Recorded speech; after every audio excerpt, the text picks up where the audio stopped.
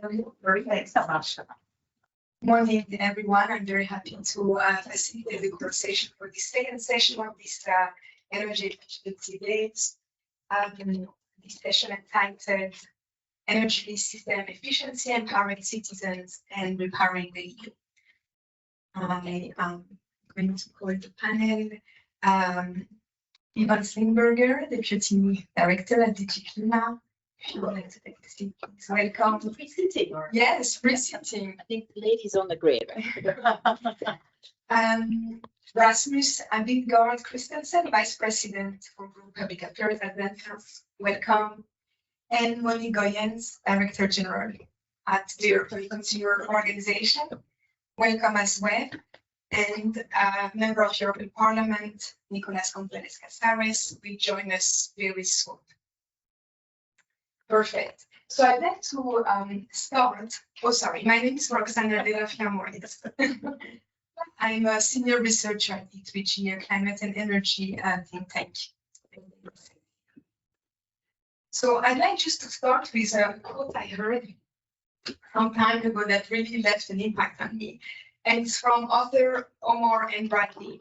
And he said that we must set our course by the stars, not by the lights of every passing ship.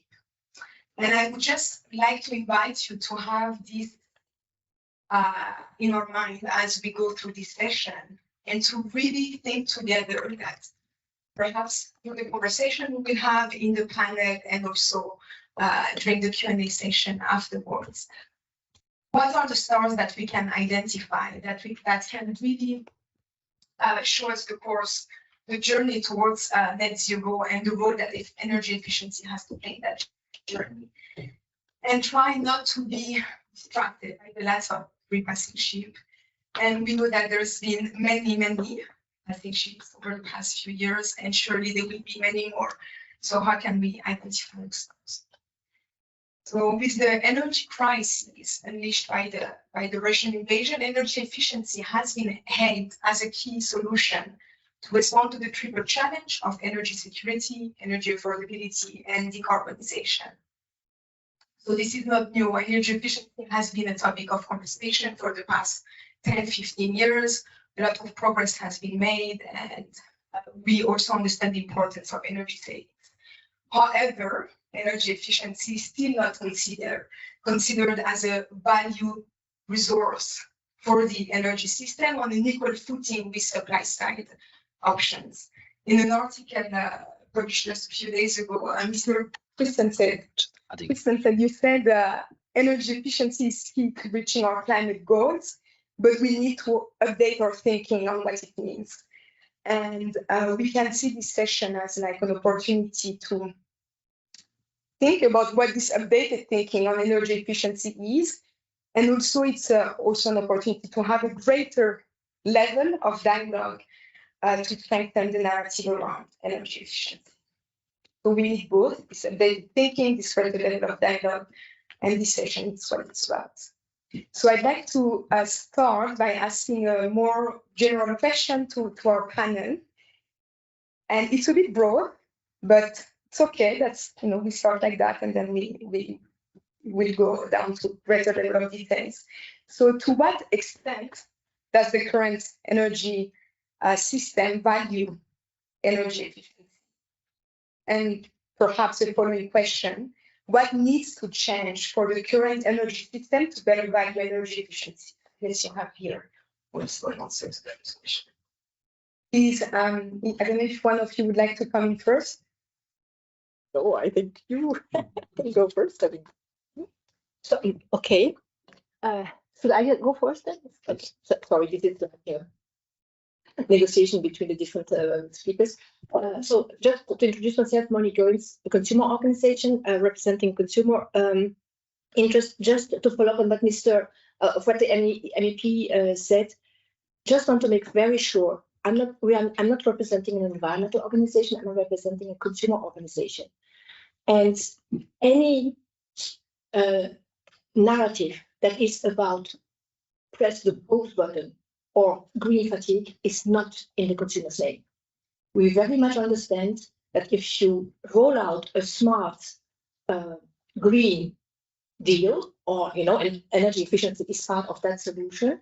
It is not only good for, of course, the environment, for the climate, but it will also deliver consumer benefits in terms of comfort, in terms of health, and even in terms of finances. So this is really something, put that very clearly as an upfront element. And I have to say that when I saw your title, energy system efficiency, it was a little bit cryptic for us, because we don't talk in those, we don't work in those let's say, with those concepts like this. But then thinking about it, what I would say, and to answer your question, and then afterwards we go more into the details, of course it is not sufficiently integrated into the energy system and into the energy markets. It's like, and what we see is a lot of silos. And we really think that we need much more integrated thinking to support consumers in investing into energy efficiency. And if you want to be an integrated thinker, and if you want to make it really concrete for people, we need people to invest into energy efficiency solutions. And referring to previous panel, we need massively people, not just the rich ones, need massively people to renovate their homes. But that won't be done just with throwing information at them, without integrating the energy system with the funding system and with the advice system. And that's a totally different story. It's not the same people. And I can come back to that later, but this is really very important if you really want to have a system that will deliver. And we need systemic changes all over the Green Deal, because you cannot just rely or entrust individual consumers with the difficult choices that will need to be made, because that means that they will need to be informed. They are not properly informed. They will need to have money. They don't have the money. So it's very important that the system carries the consumer to be part of the solution. Thank you very much. Please, Mr. Christensen. Thank you very much, and thank you also for the introduction. Can you hear me here? Yeah. You mentioned in your introduction that I wrote a little piece the other day about the need to update our thinking, perhaps narrative. I very much agree with your sort of introductory comment that efficiency is still not fully valued to the extent that it should be. At least to me, especially for the past 2 years, I've been working mainly on energy efficiency issues, and I feel that it's still a little bit the add-on to more bigger debate about the transition, upscaling renewables, etc. And I think part of the problem, and maybe it's the point where we should look a little inwards in the sense of how we have been talking about energy efficiency, at least for the past 10, 15 years. We're still talking about energy efficiency as if it's the role it could and should play in an energy system based on fossil fuels.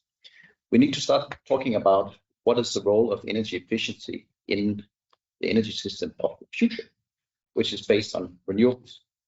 And if you do that, the narrative starts to expand large.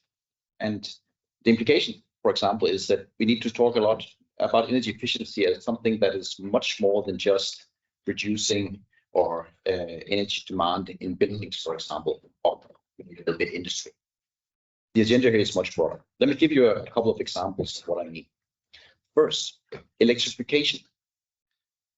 As we upscale basically renewables in our energy system, I mean, the flip side of that is that we need to electrify our societies. The whole point is, of course, we can use green electricity instead of fossil fuels. But a little bit overlooked point here is that electrification is in itself energy efficiency, because electric engines, appliances are about 40% more effective than a fossil-based combustion engine. So by electrifying, you automatically save a lot of energy. That's a little bit of an overlooked point, I find. And the second point here is that there are a lot of appliances that we need to electrify, from heavy trucks, machinery, what have you. And that's, or at this point, it's sometimes still difficult. If you look, for example, at big excavators, it's still not that easy to electrify, because you need very large batteries, etc. And the road to electrify goes through energy efficiency. So energy efficiency of these appliances is a necessary requirement to electrify them. So that's the first point. A couple of others, just very, very fast, what I mean by this enlarged narrative. Another point relates to that in the future energy system, it's not just a question of how much energy we use, i.e. we should reduce demand or whatever. It's as much a question of when we use the energy during the day, for example.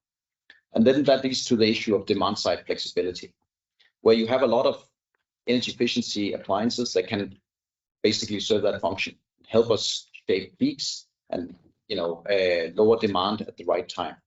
And this will become incredibly important as we go forward. And we need to discuss that a lot more, how energy efficiency measures, demand side flexibility can help balance a future energy system based on renewables. The third and perhaps final point, and I'll give us the mic here, relates to renewables. We need to upscale renewables as fast as we possibly can and invest as much as we possibly can. I would never disagree with that statement. But the reality is that we will not be able to build it fast enough, I think. We look at the demand. It's simply not possible. Also because we will get new drivers into the energy system in 10, 15 years, like hydrogen, that will consume an awful lot of electricity. There's another point again about energy efficiency, because we need to make that production of hydrogen extremely efficient. And we need energy efficiency to lower our demand for hydrogen. Otherwise, we'll spin out of control. But we will not have enough renewables. And therefore, we also need to look for other sources of energy. And here, excess heat, let me just mention that as a third element in this new narrative, is still a bit of an overlooked energy source. In the European Union alone, there is about 2,800 terawatt hours of excess heat available that's been mapped. Of course, this is a theoretical figure, and maybe not everything will be economically feasible to utilize, but the vast majority will. And still, we are doing very little to do that. And let me just remind people here then that those 2,800 terawatt hours corresponds exactly to what the European Union households are currently spending on heating and hot water. That's the number. And if we can utilize that, we can actually make sure that the renewables that we will be able to build will cover, hopefully, our needs. So just to sum up, I think we need to update the narrative. This is not just energy efficiency. It's not just about reducing energy consumption in buildings. It's a much, much broader agenda, and we need to start talking about it in terms of what role will energy efficiency play in a future energy system that is based on renewables. I would like to welcome member of the European Parliament, Saris. We are just now answering the first question, right, about whether energy system values, the current system values energy efficiency. If you, I don't know, if Yvonne, you would like, or? Oh, perfect. Please, no, please go ahead. Oh, thank you. My apologies. I was traveling to Kenya here. Thank you first for the invitation. Let me say one thing. The energy system is moving in a completely shift. Nowadays, we had the pandemic previously, but then we have a war. We were very dependent on fossil fuels. So we have to reduce our consumption of fossil fuels. Its efficiency is true, but sometimes this efficiency also drives us to reduce and destroy demand. So efficiency is not the same as destroy demand. For example, industrial demand, or having people on their houses, their homes suffering, being frozen or boiled because cold or heat. So for me, it's very important to be aware that we are in a change, but how to respond to this change. We have different tools. In the Fit for 55, in this regulation, we have a new directive for efficiency, also renewables, the PVD. We are working very hard in order to reduce our fossil consumption, but also to be efficient by the way of electricity. You mentioned before, electrification is the most efficient way to reduce our energy consumption. I think the energy efficiency is the best fuel we can use to reduce our emissions. I think this is completely true. And how to do it, how to implement all these measures is a challenge for the next year in the way to 2030 and to reduce our emissions. But let me say one thing, that energy efficiency at the end is cheap. It's cheap for everybody. It's cheap not only for climate, it's cheap also for the people. But how to focus some of the measures, or how to boost the aids or subsidies that we are using in energy efficiency is also a challenge that we have to face. Where to focus, where to put the money. This is, today they are debating, I think they have a trilogue in the PVD. Let's see the outcome, but I know that this is one of the discussions they are having right now. Let's remember, last year and the last available data, we have more than 9% energy poverty in Europe. That means almost 40 million of people suffering energy poverty. So energy efficiency also helps to reduce energy poverty. We can protect energy poverty people with these measures. Also with the design of the electricity market, the reform that we are involved in, you know, and the rapporteur that we can speak about.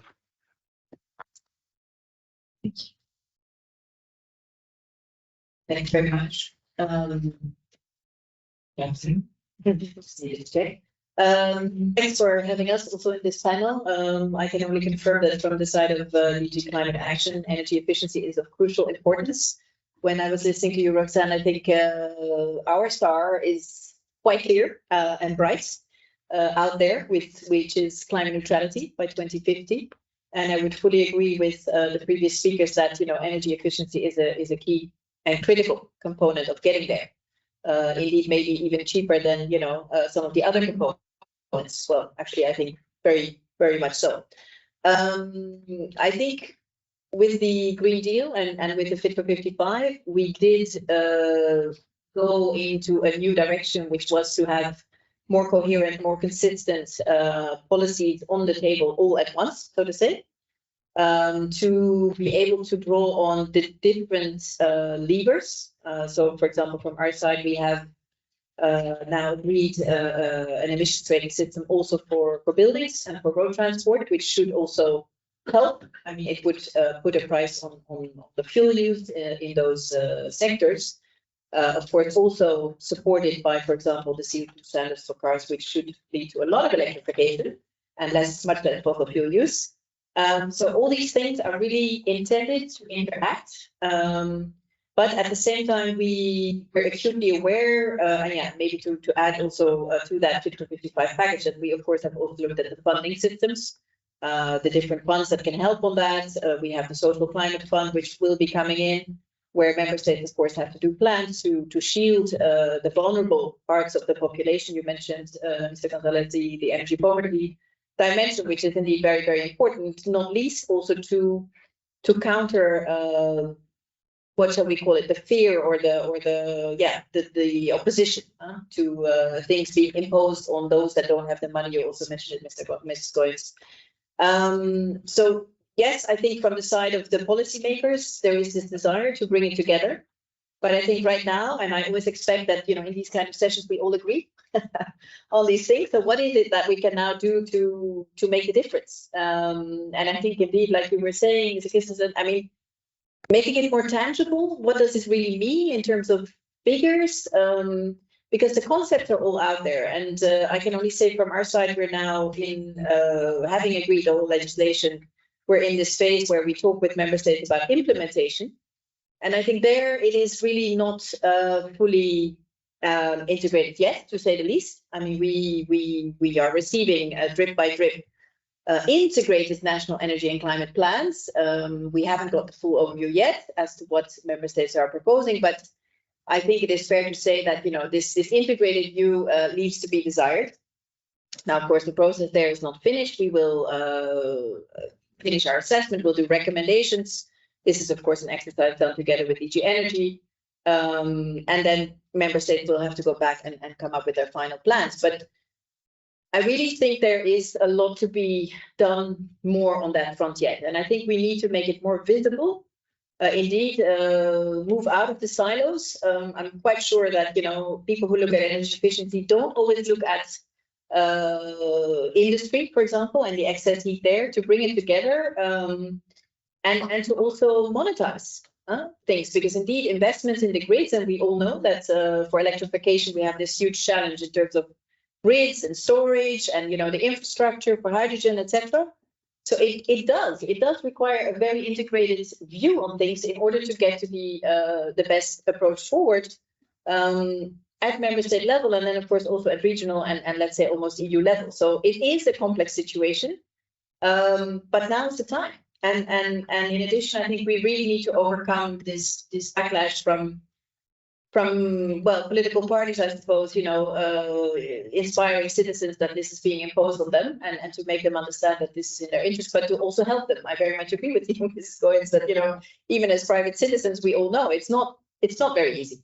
I think the jobs and skills angle is also a very important one. That is also not sufficiently understood, that this is a huge sector where jobs growth and is clear. But we need also alliances there in order to ensure that we train people.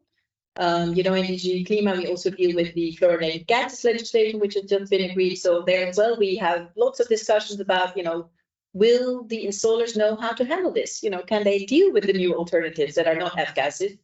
And all of these things are, of course, challenging. So yes, huge challenges, but let's get on with it now. Thank you. A lot has been shared. Let's try to break it down a little bit. There is a first thought that came to mind when I heard you, Mr. Christensen, mention that a big part of the problem is that we're talking about energy efficiency in a system that's based on fossil fuels. And I know that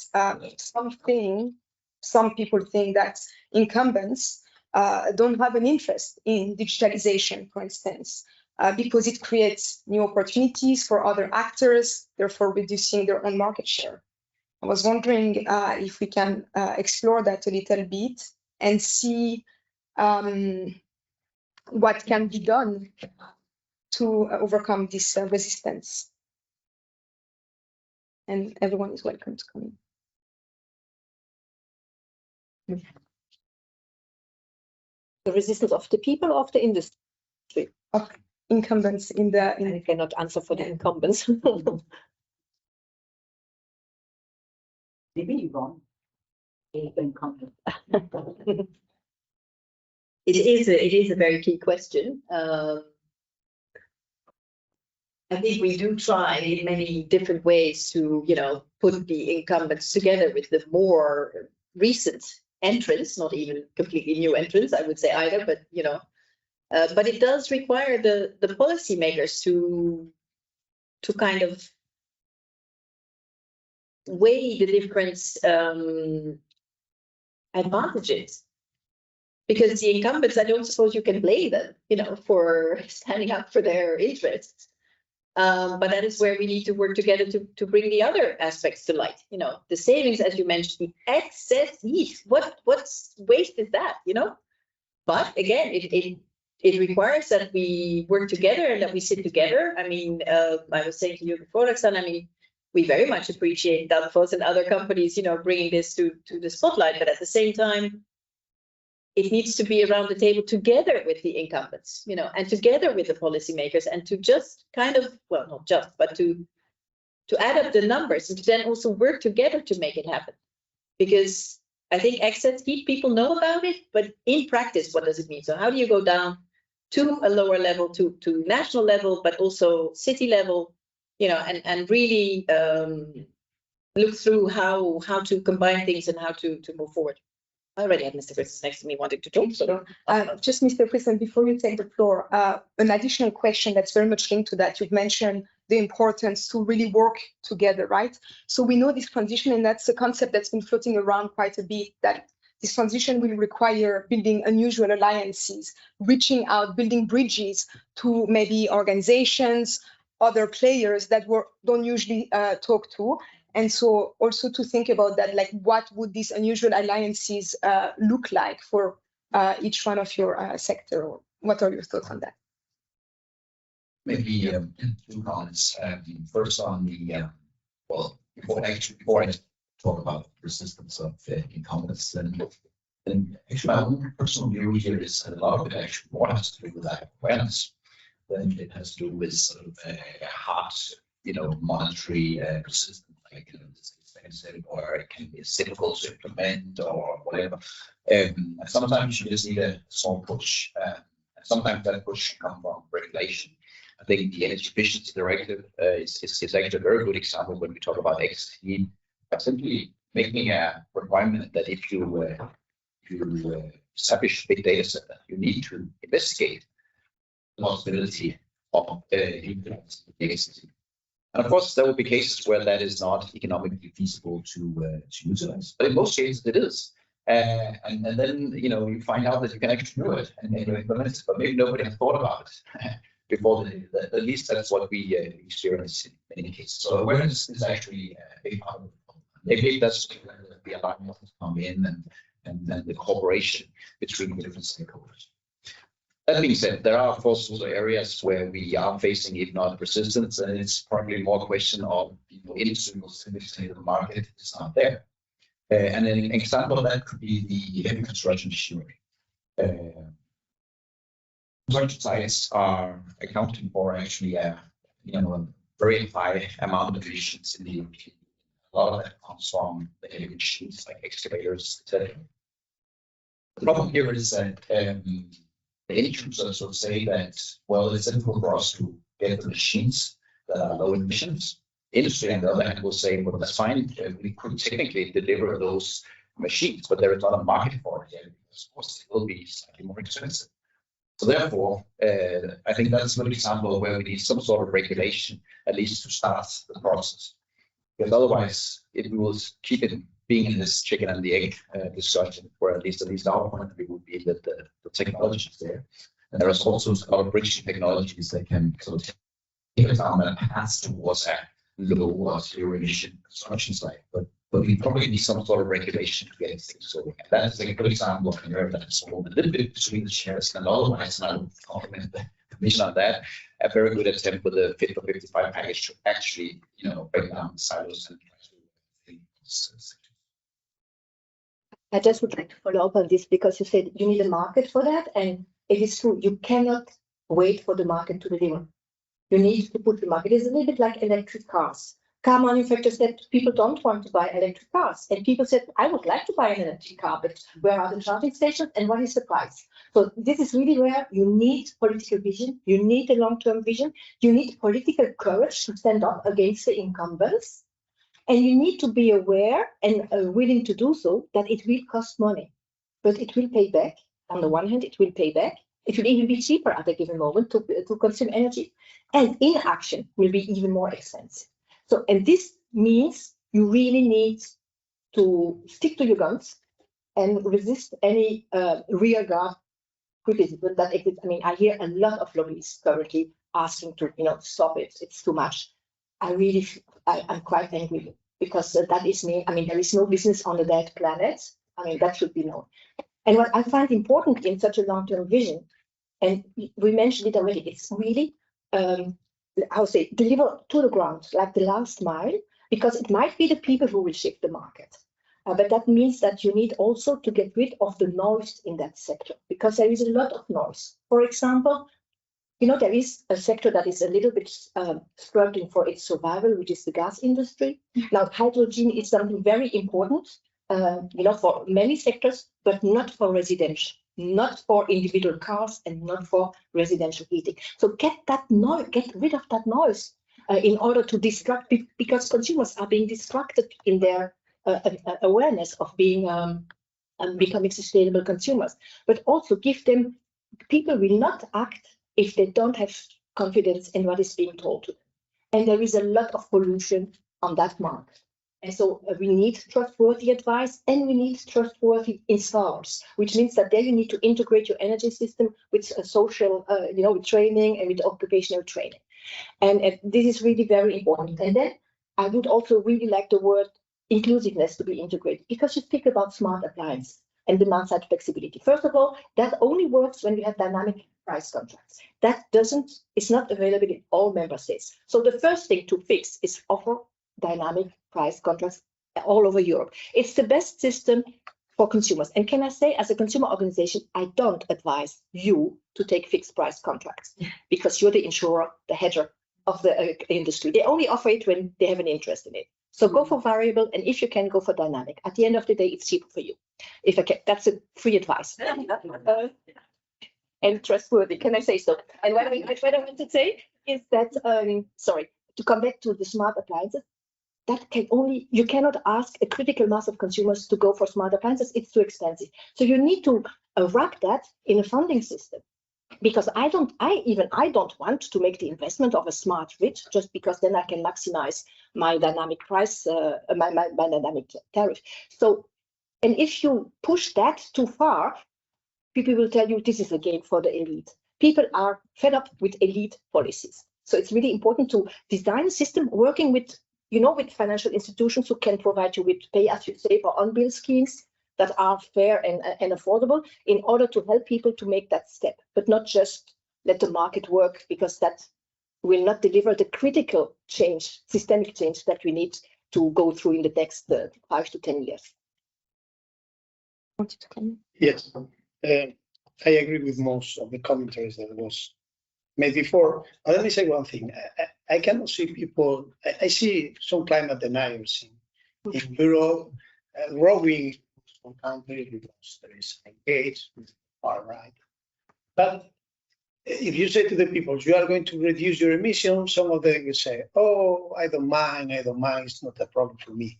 But if you say you will reduce your bills and you will reduce your consumption, they will agree for sure, because they are deniers, but they are not stupids. I mean, they look at their pockets. So let's go for this path. Convince people and create collaboration, a momentum of collaboration, not only with institutions, also with social. I mean, from a socialist perspective, for example, does I deserve, as an MEP, help to buy a heating pump or electric car? I think no. It's not for me. The subsidies are not for me. So we have to target very well the people that deserve this help to reduce the bills, they help to be more efficient. I think it's very important, this social approach, where to put the money, because we can say, please put a heating pump in your home because you can reduce your energy consumption, your bills, and so on. But they will say, where I can find 3,000 or 4,000 euros to make this investment. So it's not only to have the tools, it's also to give possibilities to the people, I guess.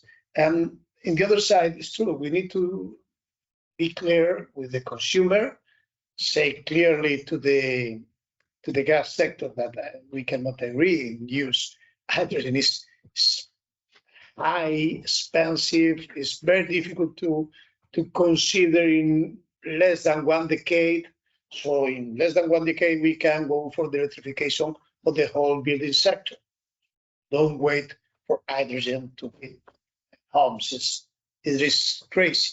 But let's go for the way to empower consumer. We are trying to do that in the design of the electricity market. I think that we are going for the right way in the negotiations, but we have to give consumers more control. Up to consumers, prosumers, producers of energy, the cheapest and the most efficient energy is the one that you can produce by yourself. So the self-consumption, the right to share energy, and also the active demand response. You mentioned the flexible tariffs. It's true, we have to boost this possibility. And also in the market design, we have to increase the availability of active demand response by the way of flexible tariffs or some other creatives, because you can be remunerated if you have energy in your home that you're not using. You can be remunerated for that. We have to open the door to this solution. So I think that we have to take advantage of renewables. We are building a system with more and more renewables. We expect to have, if we comply with our targets by 2030 of having 42.5 for renewables in the system, we will need 70% of the electricity mix powered by renewables. And renewables are cheaper than fossil fuels and produce less emission. So we have to take advantage this, but also transfer these possibilities to consumers, targeting very well the policy that we make in our member states, also at the European level, targeting people that really needs the help. Maybe just one additional question to go further about, you've mentioned the electricity market design, and just thinking about this opportunity that we now have, what measures or provisions have been implemented to enhance energy efficiency within the electricity market? First, I mentioned this boost of the demand side response, the active response, active demand. I think it's very important to give this possibility of flexibility also to the people. Also, the right to share energy, for me, is very important because you can produce, but also you can share with other people at very low cost. And the energy that you produce very close to the site of consumption is the most efficient one. So electricity, you don't have to travel electricity to deliver electricity very far, you are reducing the consumption. And of course, it's always electricity. You don't need combustion. Electricity is higher efficient than the others. So this is one of the key points. But there are some controversy. For example, we are working also in a ban of disconnection for people that cannot pay some of the bills, and some companies, others are saying, but you are going against efficiency. No, there are tools. There are tools to reduce this possible inefficiency. There are tools. We can do it in the transposition to member states. But I think also that give safety to the people, give help to reduce the bills, give help to reduce their home consumption, but also ensure that they won't have any problem with that is very important. I completely agree that by the way of tariffs, we are working on that. The possibility to very dynamic tariffs and also digitalization is we are increasing we are boosting the availability of digitalization for consumers also in the electricity market is because with digitalization, also our homes, we can manage, or even the digital device can manage in a very good way the consumption we make in our homes. Thank you. I see Mr. Christensen, you wanted to take the floor. Just one question to fuel the conversation. We know that we already have the technology and the solutions for energy efficiency, that action is needed. I'm wondering what are the creative ways that industries may be exploring in order to shape an energy efficient system. Maybe to start with that comment on the issue of consumers and ability and so on. I think we're almost again ending up in this little bit of perception that this is something that will be to the detriment of consumers. So probably be more expensive for consumers to invest in energy efficiency. I really don't believe that.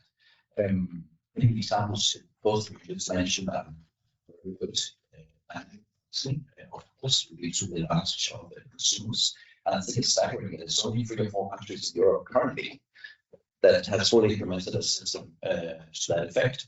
Whereas if you just look across the Atlantic in the United States, it's much more common. Number one. And number two, if you think in connection with that, more emphasis on demand side flexibility, actually having flexibility markets that would allow people with flexibility to play in, would entail a lot of benefits to consumers. They can say that on average in the UK, EU, consumer would save about 7% of the energy bill if we fully implemented flexibility measures. So there's a lot to gain here for consumers. And second, I think it was excellent. Just a small example from our own headquarters in Denmark, where we make the XT available, of course, on commercial terms for the local district heating plant that is 16 from our industrial production. That is half the energy bill of all the people in the local community. So maybe they like a company before, but I'm sure they like us even better after this. So again, a lot of these technology solutions are not something that will involve any trade-off for consumers. It will just be a net positive effect. Of course, there are other areas where it gets more tricky. Again, when we go into deeper renovation of buildings, and I'm just sort of concerned that whole debate is taking the rest of the energy efficiency debate hostage, and that's really not productive, because there are so many technologies and business solutions now available in the homes and industry that final point maybe now that I'm at on the consumer side, what can the individual consumer do? There are still a lot of low-hanging fruits. Another myth a little bit out there that, oh, we have all harvested the low-hanging fruits by installing LED lights. There's a lot more we can do in our homes to improve efficiency that is not terribly expensive. One being a very, very simple device that my company, it used to be a big thing for us. Now it's a very small part of our business, but it's still surprisingly relevant. It's still shocked to learn that we still have, hundreds of millions of thermostats or radiators in Europe without a thermostat. Not even a mechanical one. It's just on and off. And if it gets too hot, you open the window. Just installing those, and these are 20 euros per piece, right? If you install that, you will have an immediate effect. So there are still for the individual consumers inexpensive devices that will have a huge effect on our consumption. Thank you. I think now is the moment I will open the floor to the audience. First, yes. I guess, can I just react to that? I mean, I totally agree to that. Also, power has, you have energy saving showers. There's so many little things that can be done.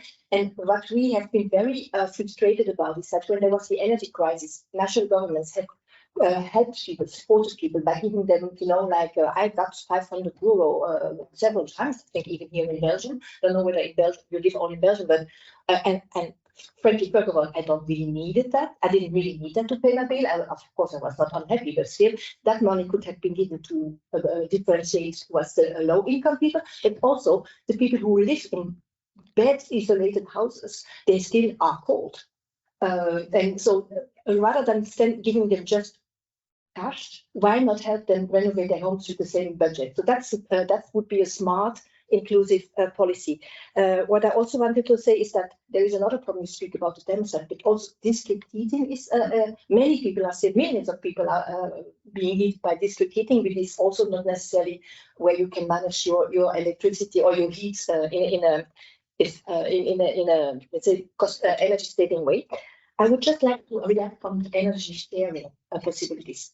I really believe that's what a part of the good future. We really need to invest into that. So that means that I have solar panels. I produce much more than I consume, and I would really love to share it with my neighbors, but also maybe other people. I mean, you can do it in a broader geographical scope. For the moment, I just give that to my company, get 0.03 cent or what have you. I don't know the price. Certainly not what it costs me when I have to consume, and so that's unfair. It's a waste of revenues for consumers to produce hard. So that means also that we really need to invest in making it raising the awareness of people that will be a right. That will be you can already do it in some countries now, but it will be really reinforced under the ENZ. So we welcome that very much, and then. There are fundamental things that are not yet working on the energy market. If you want a well-working energy market, clarity of offers and of bills. We are still struggling as people. I mean, you maybe not because you are in a sector, but people who are not in a daily contact with energy prices or energy companies, they are really struggling to see what's the best offer for them and understanding the bill and how they could manage their bill better. And then customer service. I mean, this is like basic. We are working on this since decades. And that, I mean, now digitalization, always having to talk to a bot rather than to a person when you have trouble. No, I mean, this is, is this really acceptable? Is this acceptable in the 21st century? And then they don't understand what you want to tell them. And then you have to start over again. And then you just end up frustrated and without any support for what you really need. Thank you. Good afternoon, everyone, and thank you very much for this second panel. So my name is Quentin Gallup. I'm public and regulatory affairs director for Cloud Distribution and also the share of European allies to save energy. I have a specific question for you, because Alice, in regards to the electricity market design. So today, purely and simply, energy efficiency measures are not rewarded on capacity market.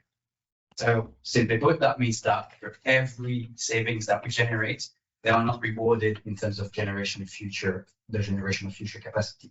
So how would you see in the EMD the opportunity of actually recognizing energy efficiency for saving future capacity generation? Thank you. Okay. Doesn't work. Yeah, it works. Yeah, just asking. Okay, you listen to me? Yeah, perfect. Okay, thank you for the question. It's a very important one because capacity mechanism is one of the discussion, and not from the side of the efficiency, but from others' perspective. You know that capacity mechanisms are like a Pandora box, because capacity mechanisms is a way also to help and boost, for example, fossil fuel plants. So the consideration of capacity mechanisms under the previous regulation was to try to reduce the implementation of the member states to go for this fossil fuels promotion. And we want to conserve and to preserve this approach. But it's true, there are other possibilities of capacity mechanisms. There is no fossil capacity mechanisms. And we are thinking on that. On the side of flexibility, how to relate flexibility, that sometimes flexibility comes from efficiency. I mean, if you are more efficient, you can reduce your consumption or be more flexible during some moments of the day. But we need better assessment. But believe me, we are working to create a momentum for non-fossil flexibility that could include, in this case, the energy efficiency. I think it would be a beautiful discussion because, as I said before, when we discuss capacity mechanisms, there are some countries that are very interested in that, but not from the same purpose that you mentioned.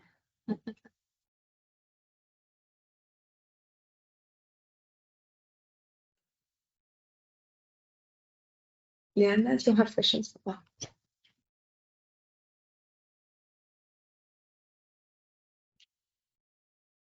Yes, good afternoon to you all.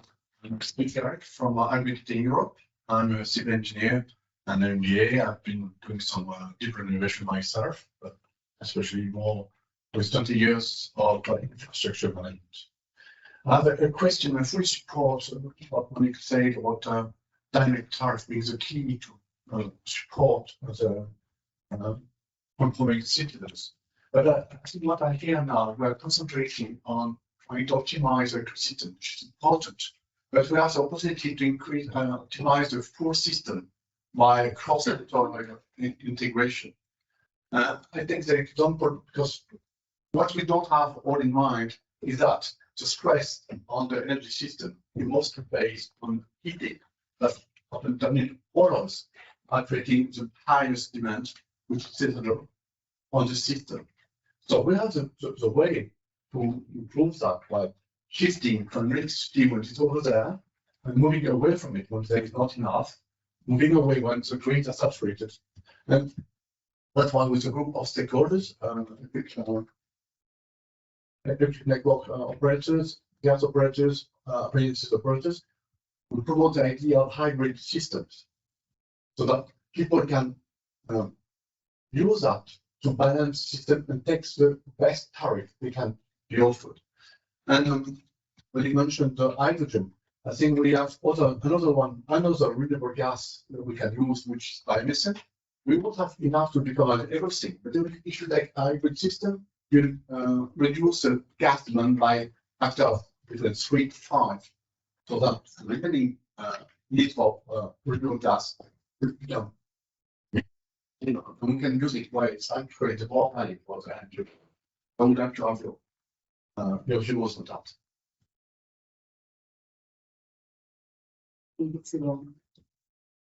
Maybe just a quick comment from my side on the issue of heating. I agree with you that it's not enough to talk about flexibility when it comes to electricity consumption, but we also need to involve heating.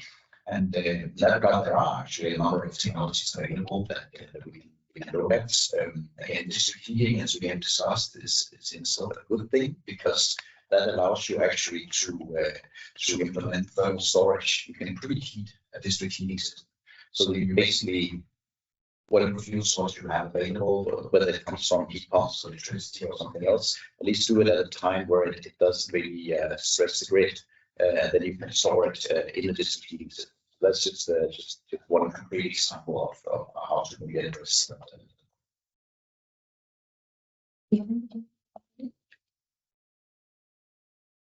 Sorry, I was texting at the same time, urgent questions from the office. So I didn't fully grasp the question, but I think as if I did get it right, I mean, it's indeed looking at an integrated approach. We very much agree that, of course, heating and cooling needs to be really looked at together with any electrification, etc. Again, I think we in the policy making and in the legislative side, we've tried to address all of these things. I mean, again, I can only stress that we through this new ETF are putting a price on it, but we're not hoping for the price to do the trick, because then we would have very high prices. So we very much need all of you and all of us to now step up the action as to what it is we can do in practice to bring this together. And I was just looking again at my notes. I mean, for example, and I also like the example you gave about Danfoss in Denmark and what you're doing. I mean, in the EED, there is this city level heating and cooling plan. And I think that is also bringing together what you were saying, Monique, about, inclusiveness. The national energy and climate plans are national, but there is a requirement also for, consultation and public engagement. So the awareness and the inclusiveness needs to be there. People need to understand what, the advantages that are in it for them. It's not always easy to digest. So I very much also agree that, this needs to be brought to the decision makers and confront them, with the facts and see there are cost efficient ways to do this, and you don't need to only, wait for the carbon price to kick in, because on the contrary, that would make it really difficult. We do consider this an important, financial signal also, because notably we can use the revenues to then support the people in vulnerable groups to make those necessary investments. So we think it is a very useful part of the toolbox, so to say. But the planning side of things, the implementation side of things, and to break this down, not just on paper, but in practice, how do we do this and how do we do it together? I think is absolutely crucial. So I hear a lot of solutions, but at the same time, 5-7 years ago, we had very similar discussions. Yeah. And, now it really needs to start happening in reality. Can I just add to that? I think that when it comes to heating and to the peak season in heating, I really believe that there is not enough integrated vision when it comes to home renovation. There is now a lot of talk about heat pumps, but heat pumps will not be very inefficient, but not financially positive solution if your house is not fit for that heat pump. Mm-hmm. And so really, I think the first thing to do, if you really want to have a long-term vision about the future of heating, you need to see how you renovate your buildings. And 70% of buildings in Europe are not fit for the 21st century. I mean, there's a huge number of jobs being created there, but also, I mean, that will be a huge potential of not needing that energy. And there, I think there is a little bit, as I said, a little bit of noise and, a distraction, because now heat pumps are all over the place, and we love heat pumps. We also believe it's a very good solution, but there are conditions to be met in order for them to work well. And if you, as a consumer, you are going to invest into a heat pump in a not well insulated house, you will be part of the frustrated people who will give the feedback, never buy a heat pump. Because €4,000 is a very low price. I really can. Okay, very good. More very domestic. Do we have any questions from the audience online? Sure. Yeah. Yes. Thank you. We have a question from Spain about taking into account the need for a bigger fleet. Will the European Commission consider adding renovation scenarios in reducing the peak?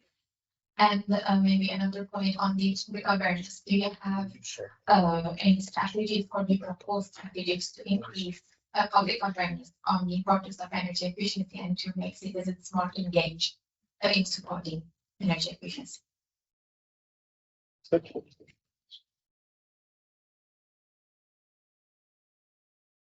Yeah, you address the European Commission. I'm afraid we're also still to some extent a bit in silos because, you know, I would say DG Energy is in the lead on those things. But of course, we, for example, when it comes to scenarios, modeling, you know, next steps for climate targets, we very much work together, and we do see a strong role for energy efficiency in all of that. We see the new energy system as, you know, as a prerequisite for even getting, you know, to 2030, but notably beyond 2030 to 2040 and 2050. So you probably know that we are working on, you know, coming out with an analysis and yeah, assessment of what the pathway towards 2050 needs to be, where should we be by 2040, and how will the energy system look by then in order to get there. So huge, how shall I say, challenges, but also opportunities on that side. So energy efficiency is a crucial factor in all of that. That is absolutely clear. Now, that assessment is again intended to, well, on the one hand, increase awareness, on the other hand, inform the debate, because you know how the policy cycle is in Europe. Then we will, you know, need to have that discussed between ministers, but probably even heads of state and government, and of course the European Parliament, for us to then afterwards again look at the policy framework. So yeah, it's part of the scenarios. What is always more difficult somehow, and that brings us back again to, I think you call it noise, but I think it's more difficult than that, because frankly we see, I think you, Mr. Gonzalez, you also mentioned the far right. I mean, it's really being used now as a fake news. Yeah, voila, misinformation, disinformation, fake news, and it's very difficult to counter that. So what I wanted to say is that in our work on, you know, the next steps beyond 2030 on climate, the lifestyle angle is also there, but is also very sensitive. And that is where, again, we need to kind of work together to debunk these things. But it hasn't worked. It's gone worse. And I heard both you, Mr. Gonzalez, and Mr. Cuff saying EPPD will go well. Well, we all have our fingers crossed, because it's really quite sobering, you know, that here we are again, and you know, we're being caught in all this disinformation stuff. Well, clearly we're not managing to convince some of the deniers or the disbelievers, but this needs to come from the citizens. So again, back to the awareness. If people understand, they can say to their local or national politicians, say, well, cut the crap, basically, you know, give me the solutions. I think it is risky, like you were also saying, Monique, for those people who go there and who have maybe a non-perfect, to say the least, experience, that of course then also spreads. So I wanted to make a little point, which I don't think has been mentioned yet, but I'm sure everybody will agree as well: interoperability. Because if you go for one, maybe PV, then you go for the heat pump, then how do these things link up? And I think there as well, the ease of people going for these different solutions and how they then work together is abracadabra for most people. So and I'm looking at you, Mr. Christensen, we need some more integrated solutions also there. And really for the sector to kind of step up and to offer more easy packages, because once you have that, with the support that is out there for the more vulnerable groups, I think, you know, there will be money there to support them. So then the rollout could be less controversial, let's put it like that. And in terms of, you know, working to increase the awareness, I mean, I think we try to do that, all of us, but we definitely also need all of you, because messages from Brussels don't tend to work super well. Yeah, we have set up a thing which is called the European Climate Pact. We work with ambassadors. So again, and you know, it's about bringing success stories out there and indeed showing that this is a win-win across the board. But it's much better if this comes from people, you know, like you. Can I say something? First, on summary, politics is very important. And you both in May will be very important to decide because, yes, it's not only because climate denials, it's because there is people trying to give misinformation to the people because, yes, there are industries that are against these changes. It's a very powerful industries that are against these changes. So the message, yeah, we have a message in Brussels, but then we have to adapt this message in the territory. Let me say one thing, I have different friends, like everybody, and I have to adapt my message to every friend I have. Some of them I have, you can reduce your emission, be more climate friendly, and for others I say, you can save a lot of money, you can reduce your bill. So we have also to deliver the right message, but also with a clear target. People will send this message. Because regarding, for example, electric cars, we have a lot of misinformation in the last years saying that you will have more emission if you buy an electric car. And this is, it's not only fake, it's horrible. It's horrible. Of course, if you live in a country 100% electricity or fossil fuels, okay, could be true.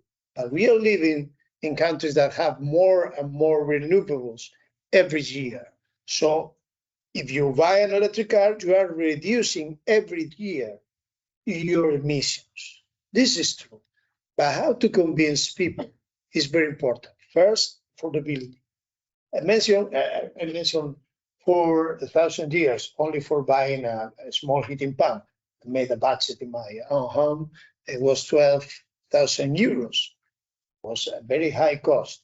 So we need also community solutions. How to engage people. It's also giving solutions in communities, in local solutions, in towns, in cities, in districts. The district heating is a very good solution, but sometimes it's very difficult to implement in some cities. So we have to search other solutions for these places that we cannot install, for example, district heating solutions, but always collaborating. When I mentioned the solar, the self-consumption, for example, in Spain, we most double every year the self-consumption, and the price rises. It was an incredible boost for self-consumption. Everybody were crazy in order to install and buy solar panels. And now we have an enormous self-consumption, but with other problems. We have a lot of solar power during some days that we cannot take advantage. So integration, flexible tariffs, and dynamic tariffs are very important because I can use also my electric battery in a bidirectional way to reuse this electricity in my home. So we have to give consumers these valuable options nowadays. Thank you. If there are no more questions, or any questions, perhaps. Now we'll wrap up the panel before giving you the final words. I think a lot was shared, right? It was a very rich conversation. Thank you to all of you. Perhaps we can retain one watchword from this session is the word integration, right?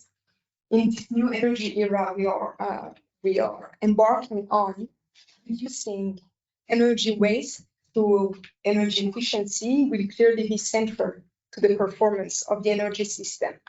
And so this will require an integrated way of thinking, integrated work streams, an integrated vision. We've talked about cross-sector integration. We've mentioned even integration within the DGs of the Commission, perhaps where possible, some collaboration between incumbents, new entrants, an integration policy, coherence, integrating finance and energy policy files. So really, this can be our watchword, and this will require political courage, and that's very clear, so that it works for people and the planet. we want to have the. I think you have concluded this in a fantastic manner. So yeah, maybe one thing to add is that we all need to go out there and talk to the people we don't normally talk to, because I, very much congratulate you with the Energy Efficiency Day. But yeah, I think here there's not so much disagreement. We need to indeed bring this message out there and make it concrete and zoom in on, concrete projects where we can no longer, ignore the advantages that energy efficiency brings. Very much agree. And I think going back to your question that started the whole session, I think we move from energy efficiency being this bit of an add-on in our discussions on the green transition to really, as we look into an energy system based on renewables, it will take the main stage. Energy efficiency will become a little bit like in football, like a midfielder who is controlling the game and along with other demand side measures and making sure that the whole system that we are building actually functions, delivers flexibility, delivers sector integration, electrifies, and so on. I think the energy efficiency day is a good first step, and we will have much more of these discussions going forward, because this will only become more important. I would say very important. I mean, I agree with everything that has been said, of course, but I would say very important to support consumers in their journey towards being part of the solution, which means, first of all, raise awareness of what is in it for them. So it's really important, because just think of the climate is not enough if you want to move the critical mass of people, because some people don't really care about the climate. It's about providing them with funding solutions that are innovative and that help them to bear the upfront investment, for example, in terms of renovation, debunk fake news. This is really important, and pay special attention not only to the less affluent people, but also to the less digital people, because there is a lot that will be digitalized, and if you really want to benefit from dynamic tariffs, you really need to be a little bit, but still there are many people who are either not digital native, but it's not necessarily a question of generation, it's a question of age, but also some people just don't have the knowledge because they don't have the education. Not too much to say, but thank you to the European Alliance to Save Energy for this debate, and also go for efficiency. As I said at the beginning, is the best fuel we can use. And believe me, don't forget the social approach, don't forget the social dimension, because it is social. This idea of give the possibility of efficiency for the people is very social approach where we have to defend. I'm not making a reference to my party. It's not I'm saying social because I'm a social democrat. No, I'm not saying that because I really believe that we have to engage all the society in this challenge that is not only climate change, it's also the way we use our own resources. Thank you very much. Then that's the last integration we have here, integrating the social dimension into our climate policy. And if I may switch the star, because you were saying the star is very clear, is net zero by 2050. If I may, I think the star is a livable planet for all. For sure. And that's what we should aim for. And let's see what the journey there is. Thank you.